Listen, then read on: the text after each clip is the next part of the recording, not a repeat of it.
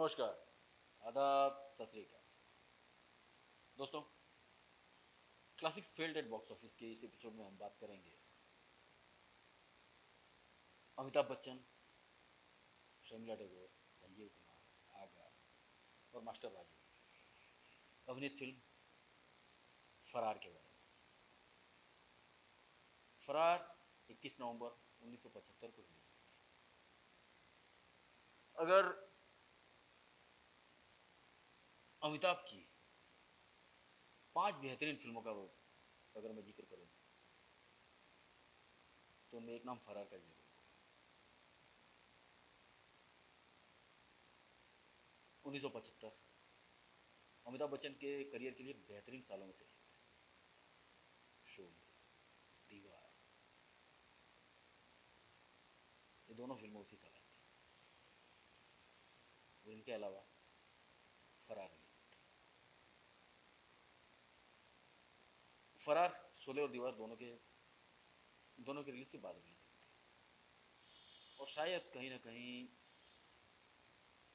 इन दोनों ये दो शोले और दीवार दोनों बहुत बड़ी फिल्में थी और इन दो बड़ी फिल्मों की आंधी में शायद फरार इन दोनों फिल्मों की आंधी में उड़ गई। ऐसा नहीं है कि फरार पूरी तरह से फ्लॉप ही हुई थी, लेकिन फिल्म जितनी बेहतरीन थी उस हिसाब से इसको उतनी सफलता नहीं मिली।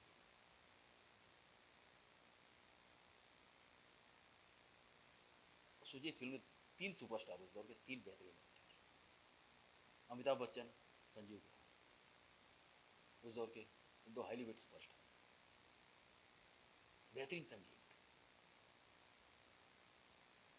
मैं मैं प्यासा तुम सहारा आज भी उतना हिट है जितना उस दौर में, आज से लगभग 48 साल पहले जितना हिट था आज भी उतना हिट है।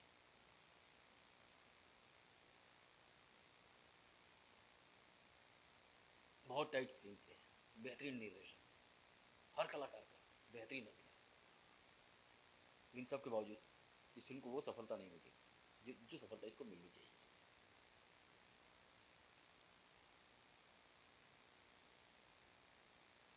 फरार की शुरुआत जंजीर के तुरंत बाद ही हो चुकी थी।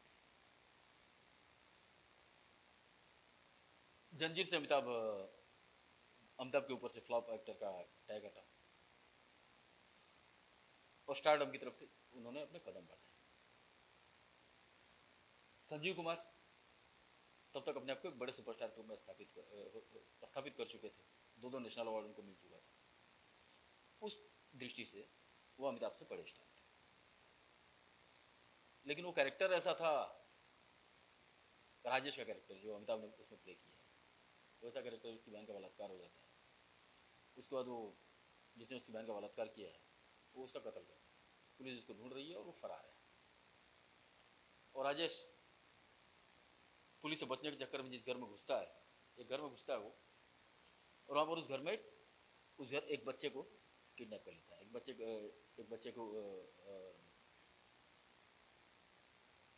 के ऊपर कब्जा कर लेता है, ये कहें, और उसकी कनपट्टी पर रिवॉल्वर लगाकर अपनी जान बचाने के लिए उस बच्चे को किडनैप कर लेता है। घर के एक कमरे में वो है।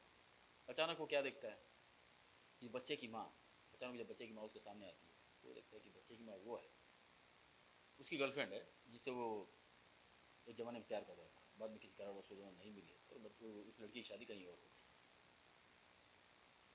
और उस लड़की का हस्बैंड, बच्चे की माँ का हस्बैंड, संजीव कुमार ने जो कैरेक्टर किया है, संजय, वो पुलिस ऑफिसर है, वो राजेश को ढूंढ रहा है। इसी कहानी की ताने बाने में पूरी फिल्म बनती है, पूरी फिल्म बनी है। 2.5 घंटे से ऊपर की फिल्म है और लगभग 70 से 80% फिल्म घर के अंदर ही है। ऐसी फिल्मों को बात के रखना बहुत मुश्किल होता है, लेकिन डायरेक्टर शंकर मुखर्जी ने काम बहुत बेहतरीन तरीके से किया है। लेकिन क्या कारण है कि फिल्म को वो सफलता नहीं मिली जो सफलता इस फिल्म को मिलनी चाहिए? अभिनय की दृष्टि से अगर मैं देखूँ तो अमिताभ बच्चन ने अपने जीवन के सर्वश्रेष्ठ अभिनय में से, अपने जीवन के सबसे सर्वश्रेष्ठ परफॉर्मेंस में से एक परफॉर्मेंस इस फिल्म में दी है। यही बात मैं संजीव कुमार के बारे में कर सकता हूँ। वो तो बहुत महान अभिनेता थे, जो करते थे वो कमाल करते थे। इस फिल्म में उन्होंने वही किया। जो उनकी भूमिका थी, एक पुलिस ऑफिसर है, लेकिन बहुत मजबूर पुलिस ऑफिसर, एक मुजरिम जिसको उसको पकड़ना है वो उसके सामने ही है, लेकिन उसको पकड़ इसलिए नहीं सकता है क्योंकि उस पुलिस ऑफिसर का बेटा उस मुजरिम के कब्जे में है। बहुत बेहतरीन अभिनय किया था उन्होंने। शर्मिला टैगोर, जिनका कैरेक्टर बहुत टफ था, एक लड़के से वो प्यार करती थी, तो उसकी शादी किसी और से हो गई, और वही लड़का अब एक मुजरिम की शक्ल में उसी घर में छिपा हुआ है, और उस महिला का बेटा उसके कब्जे में है। ये बहुत टफ कैरेक्टर था, लेकिन शर्मिला जी ने बेहतरीन अभिनय किया है, बेहतरीन कमाल किया। यहाँ मैं एक बात बता दूँ, शर्मिला टैगोर अपने ज़माने में बहुत खूबसूरत और बहुत बेहतरीन अभिनेत्री थी, लेकिन वो एक बात के लिए जानी जाती थी, सेट पर आने के बाद वो करती वही थी जो उनको करना होता था। वो डायरेक्टर की कभी नहीं सुनती थी, सीन पढ़ती थी और जो उनको समझ में आता था वो करती थी, लेकिन जो करती थी वो बेहतरीन होता था, इसलिए वो काम मिलता रहा और एक सफल करियर उन्होंने दिया। यहाँ तक कि वो एक शादी के बाद जो अभिनेत्रियाँ सफल रही हैं उनमें से एक शर्मिला जी हैं। जब करियर के पीक पर थी तो उन्होंने नवापटी से शादी की, लेकिन शादी के बाद, शादी का उनके करियर पर कोई असर नहीं हुआ। शादी के बाद उन्होंने एक से बढ़कर एक हिट फिल्में की, एक से बढ़कर एक हिट फिल्में की। जैसे अमर प्रेम शादी के बाद ही आई थी, अमर प्रेम, और संजीव कुमार के साथ मौसम, ऐसी बहुत सी बेहतरीन फिल्में आई जो शादी के बाद आई, बहुत सुपर हिट हुई। है, हम फरार के ऊपर ही अपनी चर्चा जारी रखते हैं।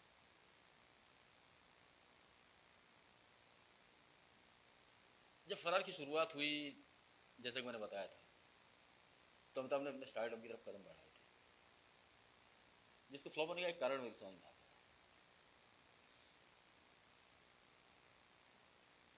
और जब संजीव कुमार ने, जाहिर है ये फिल्म साइन की होगी, तो इसीलिए साइन की होगी कि उनका रोल सशक्त रहा होगा। जैसे जैसे फरार शुरू होती है, 73 में शुरू होती है, जाहिर है शूटिंग 74 से शुरू हुई होगी। 74 आते आते अमिताभ की दो और फिल्में, जंजी तो हिट हो चुकी थी, नमक भी हिट हो जाती, और अभिमान, दो फिल्में हिट हो जाती। अमिताभ का स्टार्टअप थोड़ा और ऊपर आ जाता है। जैसे 75 की शुरुआत होती है, दीवार आती है, और दीवार के रिलीज होते ही अमिताभ एक अलग कद के स्टार बन जाते हैं। और जहाँ तक मैं समझता हूँ, फरार जब शूट हुई होगी तो दोनों का कैरेक्टर पैरेलल रहा होगा। एक कैरेक्टर है जो पूरी तरह पॉजिटिव है, एक कैरेक्टर है जो पूरी तरह नेगेटिव है। फिल्म में दो हीरो हैं, लेकिन शूटिंग कंप्लीट होने के बाद जब फिल्म एडिटिंग टेबल पर गई, तो जहाँ तक मैं समझता हूँ, संजीव कुमार के रोल पर डायरेक्टर शंकर मुखर्जी ने कैंची चला दी।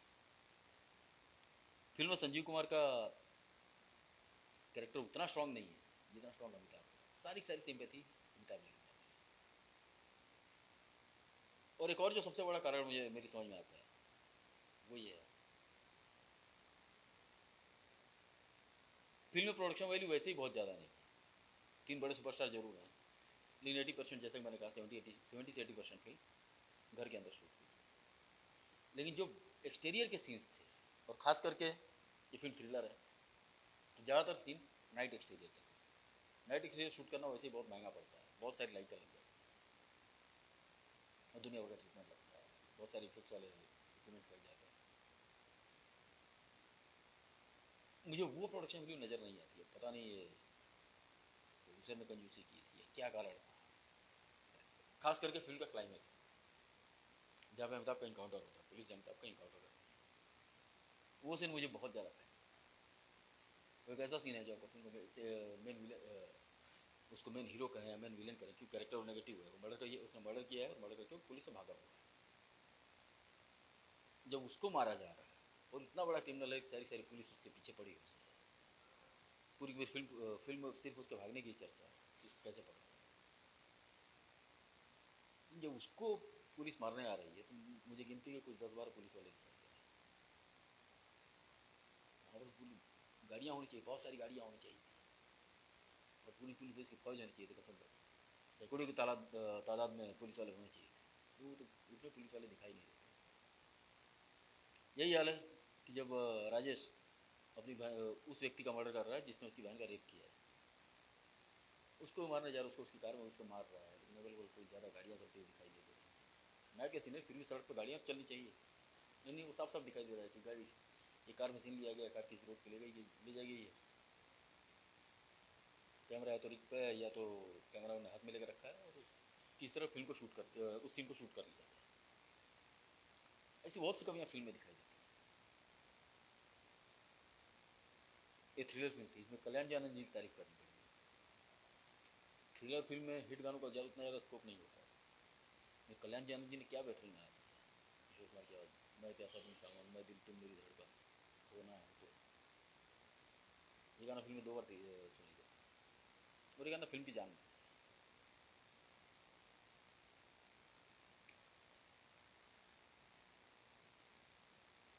ये 2 कारण जो मुझे समझ में आते हैं इस फिल्म के उतनी सफल ना होने के।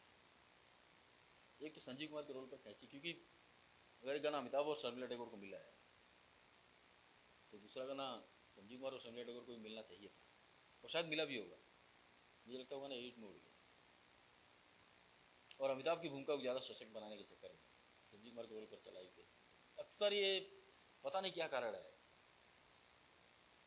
ऐसी कोई भी फिल्म जिसमें कैरेक्टर नेगेटिव है, कैरेक्टर पॉजिटिव है, तो डायरेक्टर हमेशा पॉजिटिव कैरेक्टर के साथ अन्याय करता है।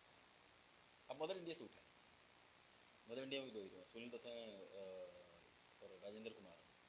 सुनील दत्त का कैरेक्टर जो बिरजू डाकू का है उसको ज़्यादा सशक्त बनाया गया है। दीवार में देख लीजिए, अमिताभ शशि कपूर, उसने भी यही किया गया है। डर में देखिए, शाहरुख खान सनी देओल कैरेक्टर को थोड़ा दबा दिया गया, शाहरुख खान कैरेक्टर को ज़्यादा उठाया गया। वही इस फिल्म में भी अमिताभ के कैरेक्टर को ज़्यादा सशक्त बनाने के चक्कर में संजीव कुमार के कैरेक्टर पर कैंची चलाई गई। मैं समझता हूँ कि ऐसा ही हुआ होगा, और इसका असर फिल्म की सफलता पर दिखा देता है, फिल्म की सफलता पर दिखाई देता है। फिल्म को वो सफलता नहीं मिली जो मिलनी चाहिए थी। लेकिन खैर बात जो भी, फरार को निश्चित तौर पर अमिताभ बच्चन के करियर की बहुत बेहतरीन फिल्मों से एक गिना हुआ है। ये बात मैं संजीव कुमार के बारे में इसलिए नहीं कर सकता, हालांकि अभिनय की दृष्टि में तो, अभिनय की नज़र से अगर देखें तो आप लोग ये फैसला कर ही नहीं पाएंगे कि संजीव कुमार का अभिनय ज़्यादा अच्छा है या अमिताभ का अभिनय ज़्यादा अच्छा है। दोनों ने अपने भूमिका में अपनी जान फूंकी है, लेकिन जहाँ तक है फुटेज ज़्यादा अमिताभ को मिली है, ये तो कहना पड़ेगा।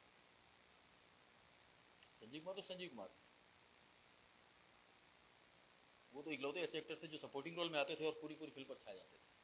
तो यहाँ भी उन्होंने वही किया है, लेकिन लेंथ ज़्यादा अमिताभ को मिली है, हिट गाना उनको मिला है, इसलिए जाहिर है कि फिल्म पर तो अमिताभ ही छाए रहेंगे। तो दोस्तों, ये थी थोड़ी सी चर्चा फरार फिल्म के बारे में। अगले एपिसोड में किसी और महान फिल्म पर चर्चा करेंगे जो बॉक्स ऑफिस पर ज़्यादा नहीं चली थी, लेकिन महान फिल्म थी। तब तक के लिए आप लोग अपना ख्याल रखिए। नमस्कार।